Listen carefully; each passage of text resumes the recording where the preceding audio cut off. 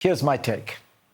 It's been a head-spinning week for American foreign policy, with tariffs against Canada and Mexico dramatically announced and then suddenly postponed. USAID was gutted, and President Trump said he wants the U.S. to take over Gaza. The most revealing lens through which to look at all this might not be Donald Trump's pronouncements, but rather those of his aides and supporters. The tariff tantrum suggested that foreign leaders are becoming skilled at handling Trump. They mollify him with token concessions, allow him to declare victory, and then return to business as usual. The concessions that Mexico and Canada made were either small bore or policies that they were already pursuing. Mexico agreed to send thousands of troops to the border at the Biden administration's request, and are now doing the same for Trump. In the case of Canada, Trump's own statement notes that Canada was agreeing to implement its border plan, much of which had been announced over a month ago. Some conservative commentators pointed out the obvious. In the words of a Wall Street Journal editorial, Trump blinks. The Fox anchor Laura Ingraham implied that the president caved to huge negative reaction from markets, saying, "I'm not too impressed about the concessions from Canada." Canadian media reactions were similar. Canada's CTV News published an article with the headline, "Canada Takes a Stand and Donald Trump Blinks." The country's satirical show, 22 Minutes, has a Donald Trump look-alike declaring victory. I did the impossible. I made peace with Canada and ended the unjust trade war that I started. I'm signing this executive order, the I did not lose, but I totally won the trade war order. Of course, from J.D. Vance to Mike Johnson, Republicans fell over themselves to praise the stunning negotiating powers of President Trump. The Trump effect is in full force, Johnson posted. At this rate of achievement, wrote Elon Musk, not only should President Donald Trump be on Mount Rushmore, I want to personally work the chisel. With the abrupt dismantling of USAID, Trump's supporters scrambled to adjust. Secretary of State Marco Rubio quickly blasted the agency, saying it was out of control and unresponsive. This was the same agency that he had repeatedly posted in favor of over the years, written about in his book with pride and admiration, and recently recommended funding increases to President Biden. The pattern is now familiar and was followed after Trump's Gaza announcement.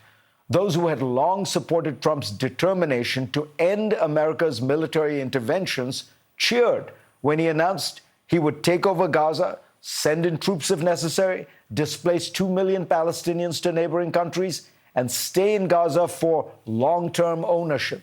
Kayleigh McEnany responded with this on Fox News. President Trump is playing four-dimensional chess. You all are playing checkers. Later that day, Trump officials began walking back key aspects of the president's plan, as did Trump himself. If you don't understand all this, you haven't played four-dimensional chess. Donald Trump's White House is now a court, and his courtiers scurry around, aware that the mercurial monarch might change his mind at any time.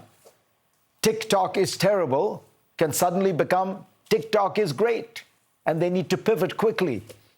It reminds one of the court of Henry VIII, the monarch who went from being the greatest defender of the Catholic Church to a vicious opponent because he wanted a divorce that the Pope would not sanction.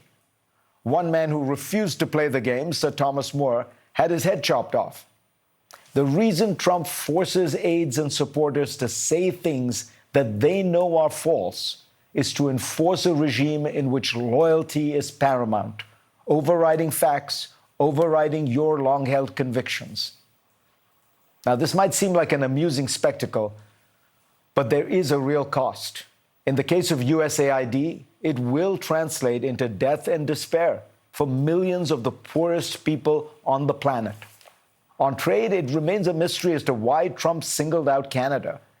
In the 2024 fiscal year, less than 10% of migrant encounters happened at the Canadian border, and just 0.2% of fentanyl seizures occurred there.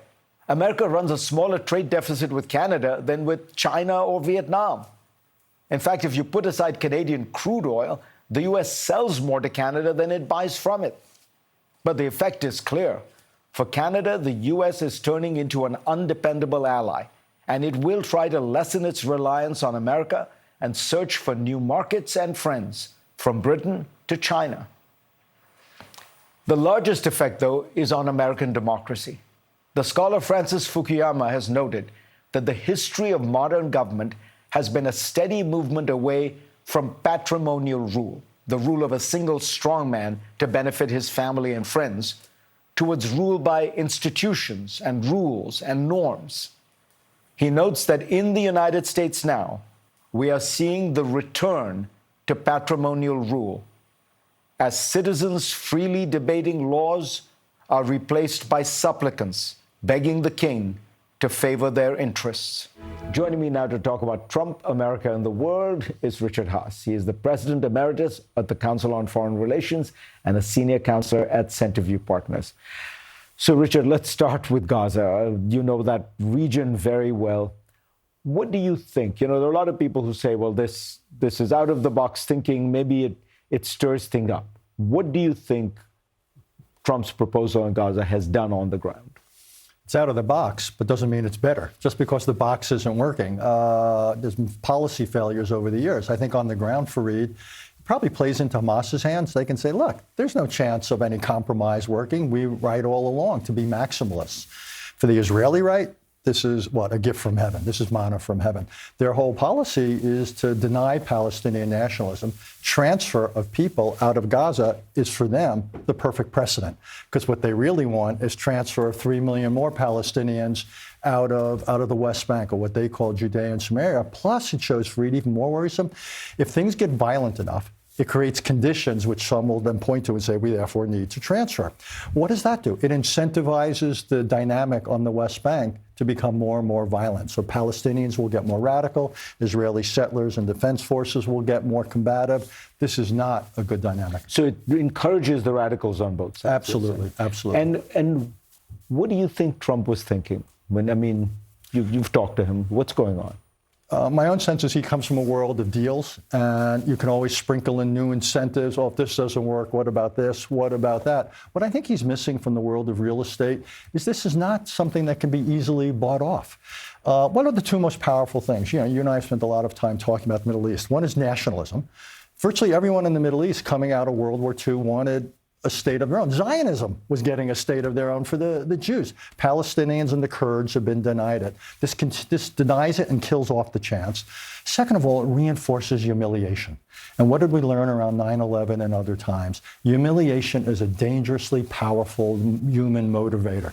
So I think this is actually not only going to buy things off, but rather it's going to inflame the situation. Right. You can't tell a Palestinian family, I'll build you a nicer house in Egypt.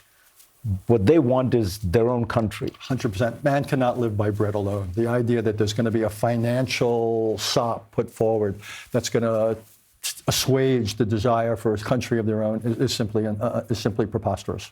What else are you noticing in this? It's been 3 weeks. Sure. The fight with Canada, the fight with Mexico. Is there what's the broader implication? One is being a friend buys you nothing.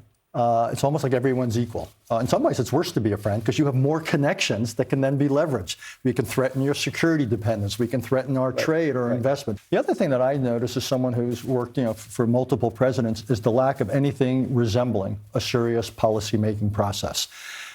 There ought not to be surprises. You never want to send the president out there to propose something and someone says, well, hold it, did you think about this? And say, take the Gaza thing again. What about the cost? What about troops? What about Palestinian reactions? And you can see it was unthought through because he himself walked back half of that within 24 hours. Yeah. That's what a policy process is meant to do, to anticipate how's everyone going to react, what's the context, what are the implementation concerns. It may be what seems to be a good idea, but then when you really put it under a microscope, not so good. And that's what we're seeing does not exist in the Trump administration on tariffs. We saw it. You put them on, you take them off. We see it now with Gaza. There's a haphazard quality to this, and a shifting number of players, special envoys here and there. This is not a process that is sustainable. Now, you talked about the allies feeling there's no point, there's no advantage to being an ally, maybe even a cost. What can they do? Is there a realistic, what's going to happen? What I think allies are going to start doing, it'll be gradual, is diversify their portfolios. A country like South Korea is going to have a much more serious debate about nuclear weapons of their own. Other countries are going to say, like Colombia, we don't really want to have 4/5 of our economy dependent on access to the United States. Maybe we dial it down. Maybe, by the way, we bring in China